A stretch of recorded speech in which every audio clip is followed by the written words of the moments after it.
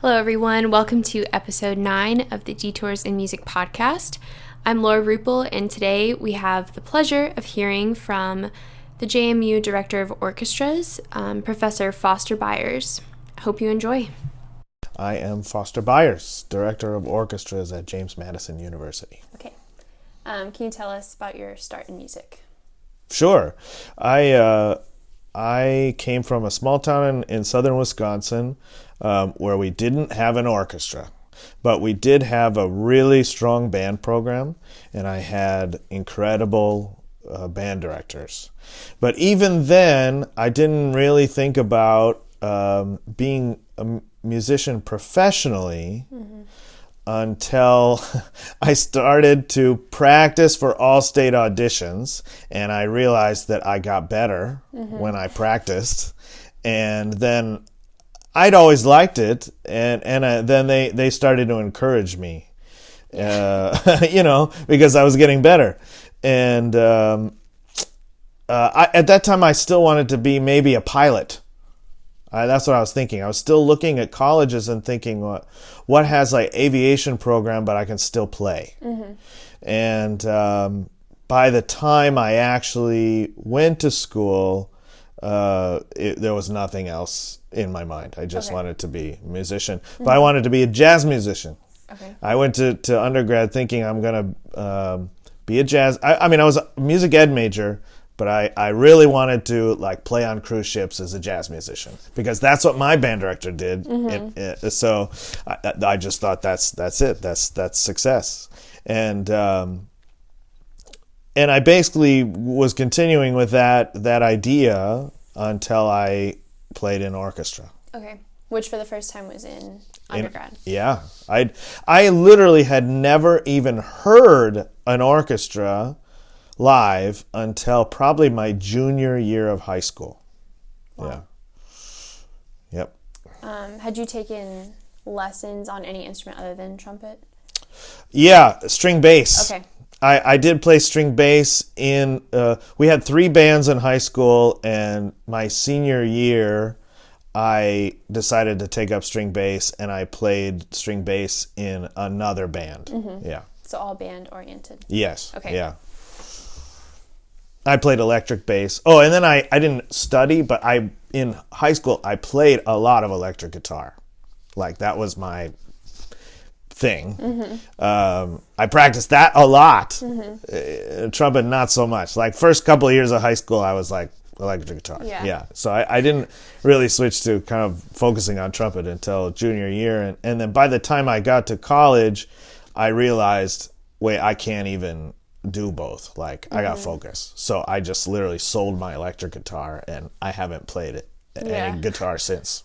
Yeah. Where did you attend school? I guess originally the goal was for a music ed program. Yeah, I went to University of Wisconsin Eau Claire because my band director went to University of Wisconsin Eau Claire, and he told me that's where I should go. And I think I maybe only applied to 3 schools, but I just wanted to go to Eau Claire, and that's where I went. Yeah. Also, my best friend was also a musician. He was a year older than me. He went to Eau Claire. Those. But I find it to be incredibly fortunate decision. But it wasn't based on any real calculation or knowledge or anything. Yeah. Just thank God it turned out okay. Yeah. And then schooling after that, I assume, was more specific calculation. Yeah, well, because, Eau Claire was a really good jazz school. That was its most famous thing. Okay. And the trumpet teacher is also the director of the jazz bands. And so I knew it was going to be a good trumpet teacher, and that he was jazz oriented, but really he wasn't jazz oriented. He was music oriented, and he taught the trumpet. He didn't teach jazz trumpet. So that's why it was a good fit for me to go. But it was a big program. Had also a fantastic orchestra conductor. So not only just playing in orchestra, but the conductor was so great and so inspiring. That's what changed my path a little bit. Yeah. What was your, I guess, first thoughts when you, I guess, were placed in an orchestra for the first time? I was pretty excited, actually. Okay. I mean, I liked orchestra music, you know. I mostly was listening to orchestra music because some really good trumpet players play in orchestras, you know. So, like, there's a famous trumpet player named Bud Herseth, who our trumpet teacher told us to listen to. So, you know, I got, like, the Mahler symphonies or Chicago Symphony, and he's plays Chicago Symphony. And so I liked the trumpet playing, but then I liked the music, and so I was excited to play in orchestra. But then actually sitting in orchestra, now a trumpet player really doesn't play much. We were playing, I remember, it was the program was Tannhäuser Overture and Brahms' First Symphony. At Tannhäuser Overture, you get to play a little more, but Brahms' First Symphony, you basically don't get to play much at all. So you sit and you listen. And I just loved the sound of the orchestra. Like, just being in it, I was like, it was the best thing ever. I just was addicted to that sound. Okay. Yeah. It's very different than the band sound. Well, I mean, I liked band too, Yeah. but there is something about the string section that's wow. Yeah, and the music written for the orchestra is so. I mean, to start with Brahms' First Symphony, I mean, it's like the best ever, you know. So not for the trumpet, but that's why it was good, because it forced me to listen. Yeah. Going into your master's degree, did you think, okay, I want to do conducting, or I specifically want to do orchestra? I mean, I had a detour. Okay. Because I did get a music ed degree. Okay. And then I taught middle school in Green Bay, Wisconsin for 5 years. So I taught band and orchestra, and in quite a kind of challenging environment. The middle school was pretty rough, but had a big participation in music, and so the middle school was a little over 1,000 kids. Wow. And 800 of them were in band, orchestra, or choir. So it was a huge program. And anyway, I did that for 5 years, but I only intended to teach for 2 years.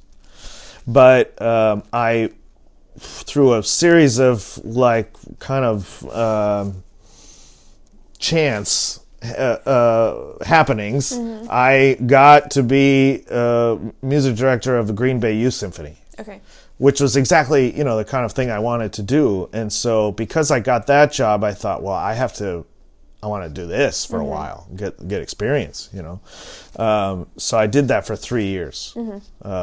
And then when I went to my master's, I knew I had been conducting for a while. I knew what I wanted to learn, and I knew the teachers I wanted to study with, and so I was very focused by that time. But I maybe wouldn't have been that way unless I had already been out teaching and stuff first. So yeah. Because if those experiences had been all negative, maybe it wouldn't have been. Yeah, right. Well, it was more like after I did it for a while, I felt like, wait, I don't know this, or I'm not good at this, or I think I'm developing a bad habit in this way, and I really need to get some feedback, you know. Okay. And so then when I went back to school, I was very happy to be, because I had a very tough teacher in my master's, but I was happy because I knew I needed to learn, you know. So it was good. If you weren't a musician, I guess before college you thought about being a pilot? Yeah. I mean, honestly, that doesn't seem that appealing to me anymore. Yeah. And I have absolutely no idea what I would do if I were not a musician. I'm only good at this. Yeah. I can't imagine myself being anything else. The only thing I thought was maybe I could be a truck driver because I like to drive. Yeah. Yeah. I would be fine just, you know, long distance driving. Okay, so maybe that's what it'll be. This doesn't work out. Have you ever been persuaded, I guess, within music to change your focus? Change my focus. Oh, no. Not really. I mean, I feel like I was pretty self-directed. Okay. And I'm doing what I wanted to do. That's good. Yeah. That's a good sign. Yeah. What's something you struggled with in undergrad or master's? Oh, man. It can be more than one thing. Well,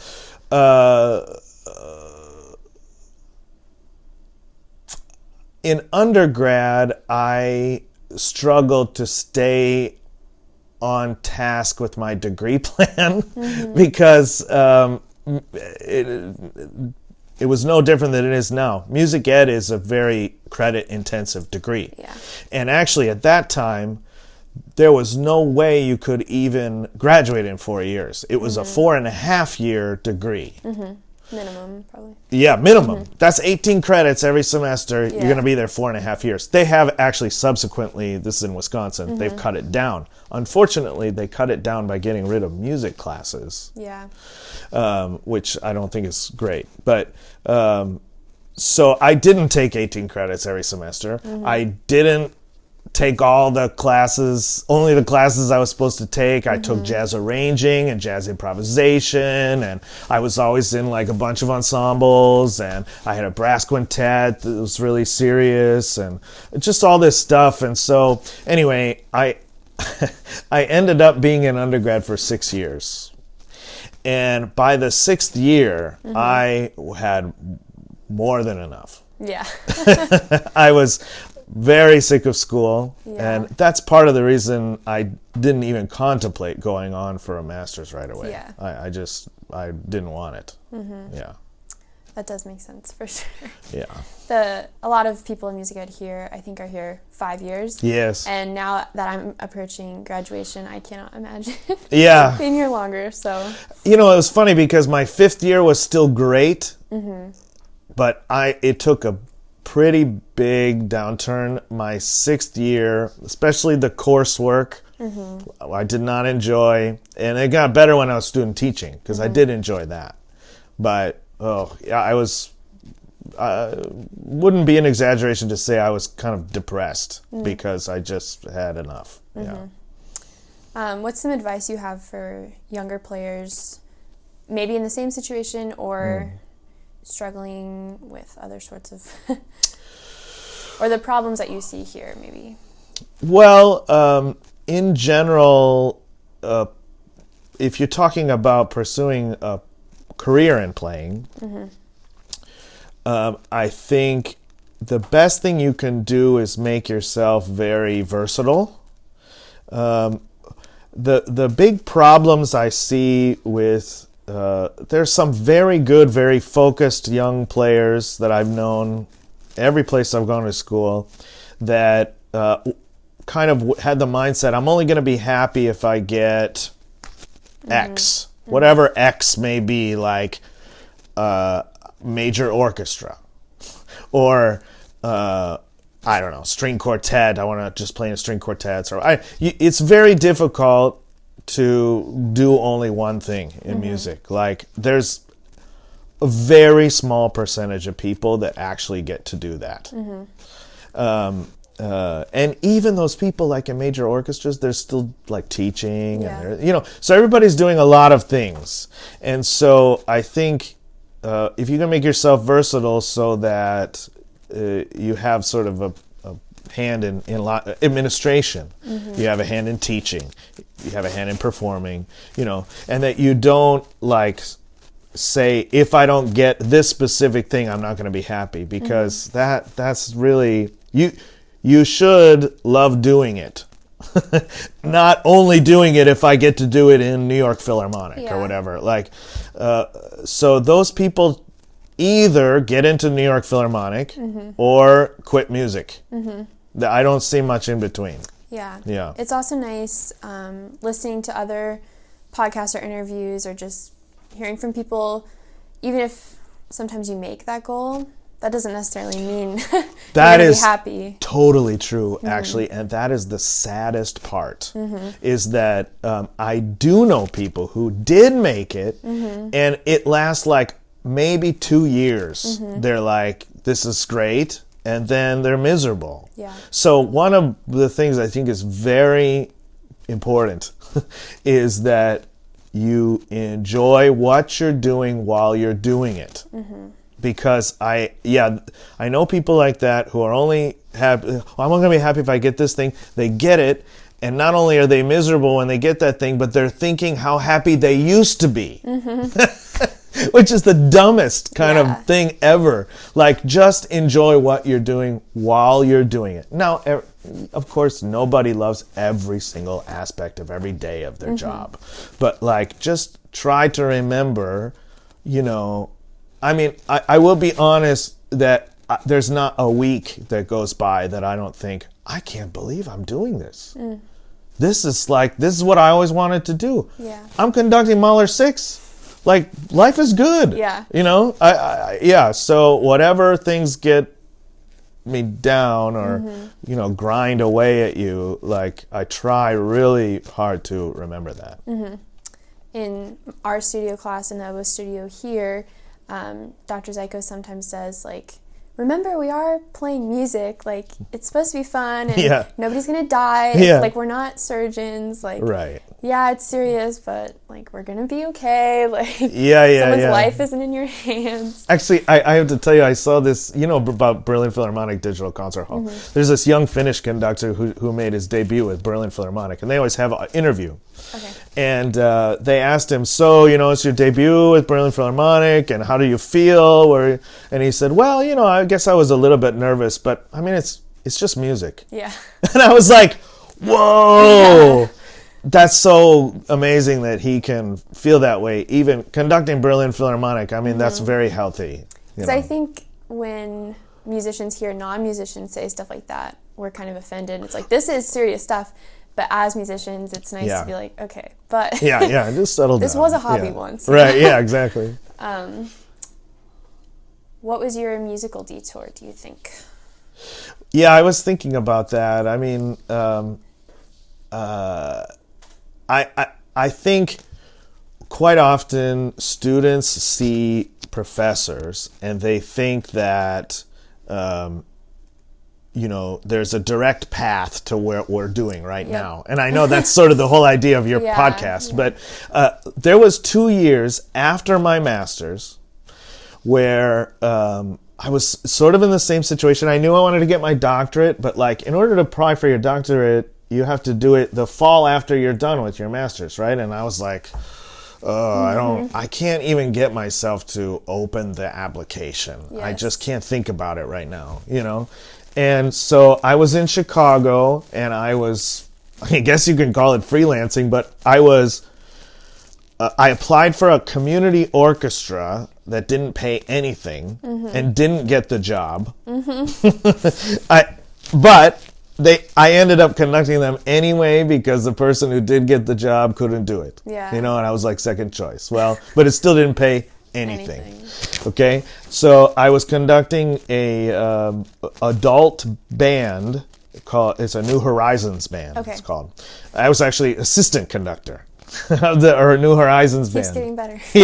But actually it was kind of fun, and it paid okay. It was a couple days a week. They rehearsed 10 to 12 Monday, Wednesday, I think. They rehearsed a lot, and then I was filing carpet samples at a carpet warehouse in downtown Chicago.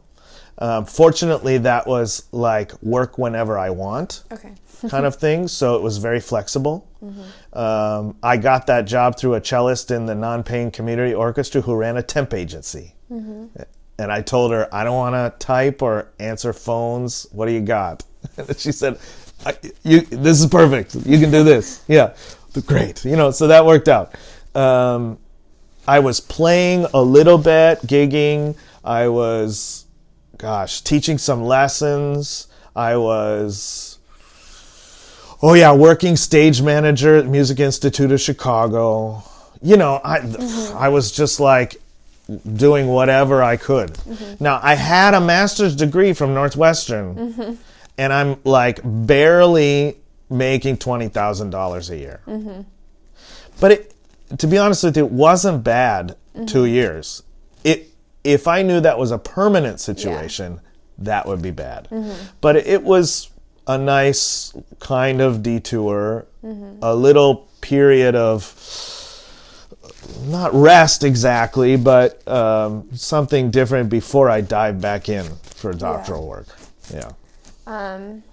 When did you know in life, and this can be more than one time, that you were on a detour, or like, this is the time I'm supposed to change paths or figure things out? You've kind of talked about a couple. Yeah. I don't know if I can add to what I already said. Like, to me, everything I did was leading towards this. And I kind of felt that way even when I was doing it. Yeah. I knew that teaching middle school is not what I want to do forever, but I got a lot out of it. I learned a lot. I enjoyed it. But I still wanted to be doing this. Yeah. So it wasn't, once I made the decision that I want to be conducting, then that's pretty much, I was going towards that. Everything I did was going towards that. Music itself is not going to let you down. One of the things I thought when I read that is that I often think about these child prodigies, you know, and I've known a few actually, who are, the parents put a lot of pressure on them, you know, and their life is really focused around music from a very young age, and sometimes it's a very unhealthy and unbalanced existence. And those prodigies never grow up hating music. They grow up hating their parents. So, but they never sour on music. Yeah. You know, because that's how powerful music is. Yeah. So I really like that Virgil Thompson quote, because music's not going to let you down. I think that's right. Yeah. The more you put into it, the more you'll get out of it. Yeah. People always bring up, like, no one ever says they regretted taking piano lessons. It's always that they wish they took piano lessons. Yeah, exactly. Right. Which I'm sure other things are like that too. But yeah, right. Can you talk a little bit about maybe what you do here at JMU, or what brought you to JMU? Oh, sure. Well, at JMU, I conduct a chamber orchestra and the symphony orchestra, and I teach graduate conducting. I came to JMU. I used to be working at a place called Concordia College in Moorhead, Minnesota. I was there for 5 years. And basically happy there. I liked my job. I didn't really like the weather there, but I had a lot of nice colleagues, and yeah, it was nice.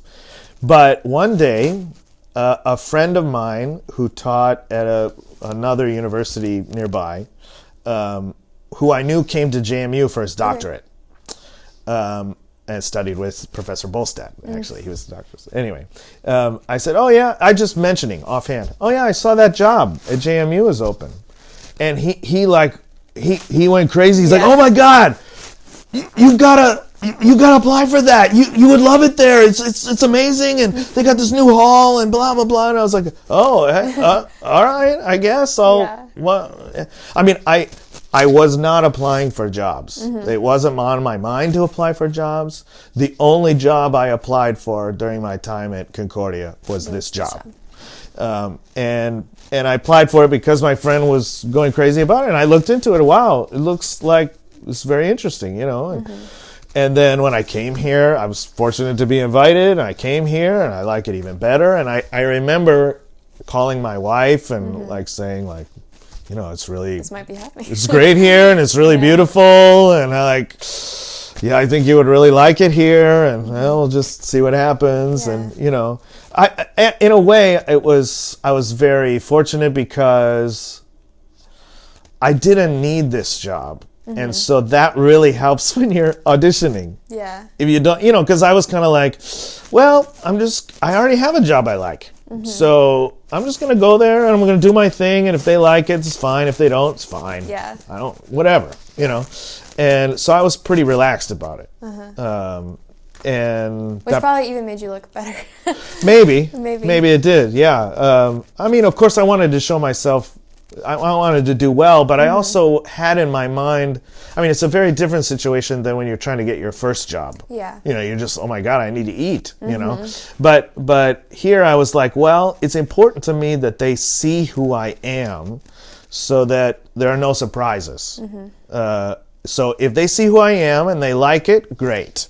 But if you try to be something you're not, and then you get the job, and then they find out who you are, then it's bad, right? And it's also for me, in a way, and this is true anytime you have a job interview, you're interviewing them, you're auditioning them, you're thinking, do I want to commit to this place? So, you know, everything I saw told me that I did. So, yeah. That's awesome. Yeah, and this is my 4th year here. I love it. I often give this sort of speech when I'm doing honor groups. Okay.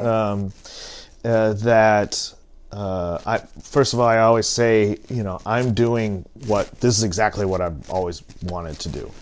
And there are many people who told me that doing this, it's very difficult. Maybe I should try something else.